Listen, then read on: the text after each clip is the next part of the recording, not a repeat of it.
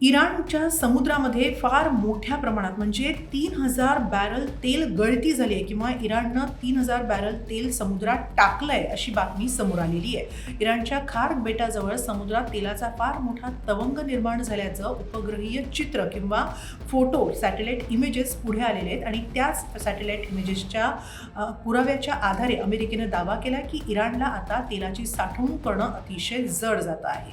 खार्क बेटाजवळ हे तेल सांडलेलं आहे कारण खार्क हे इराणचं एक प्रमुख तेल निर्यात केंद्र आहे. इथंच इराण फार मोठ्या प्रमाणात तेलाची साठवणूक करतो आणि इथूनच ते तेल निर्यात केलं जातं. आता अमेरिकेनं चहूबाजूनी इराणची कोंडी केलेली आहे. एकतर इराणवर प्रचंड मोठे आर्थिक निर्बंध आहेत, शिवाय युरोपीय संघानं सुद्धा इराणला दिलासा दिलेला नाही. इतक्यात काही आम्ही इराणवरचे निर्बंध उठवणार नाही, ती घाई करणार नाही असं युरोपीय संघानं कळवलेलं आहे. शिवाय युद्ध सुरू झाल्यानंतर काही दिवसांनी अमेरिकेनं इराणमधून एकही तेल जहाज बाहेर पडणार नाही किंवा इराणकडे एकही तेल जहाज किंवा कोणतेही जहाज इराणकडे येणार नाही या दृष्टीनं कडक नाकेबंदी केलेली आहे. परिणामी इराणची तेल निर्यात थांबली आणि त्यामुळेच इराणमध्ये निर्माण होणारं तेल हे इराणमध्येच साठून राहायला लागले, जे आता साठवणूक क्षमता संपत चालली आहे आणि म्हणूनच ही तेल गळती होतीये असा अमेरिकेचा दावा आहे. काही असलं तरी इराणनं मात्र हे दावे खोडून काढलेले आहेत.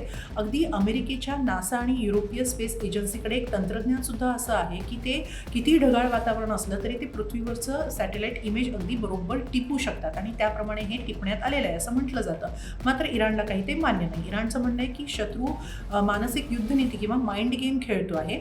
अगदी इराणच्या ऑइल्स टर्मिनल कंपनीनं एक अधिकृत निवेदनही जारी केलेलं आहे आणि त्यांनी सांगितलं की आम्ही तपासणी केली आहे आणि त्यात तरी कोणत्याही पाईपलाईनमधून कोणत्याही टँकमधून तेल गळती झालेली नाही अशी पुष्टी इराणकडून करण्यात आलेली आहे.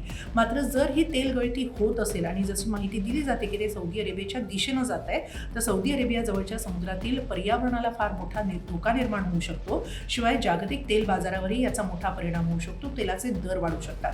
भारताबाबत बोलायचं झालं तर भारताचा तेल आयात जी आहे ती मोठ्या प्रमाणात इराणवर अवलंबून आहे आणि त्यामुळे जर ही तेल गळती झाली तर भारतातील इंधन महागू शकतं, त्याचे दर वाढू शकतात, परिणामी महागाई वाढू शकते. शिवाय सागरी जीवाला सुद्धा या तेल गळतीचा धोका आहे आणि त्यामुळे आसपासच्या समुद्रामधली मासेमारी सुद्धा धोक्यात येऊ शकते.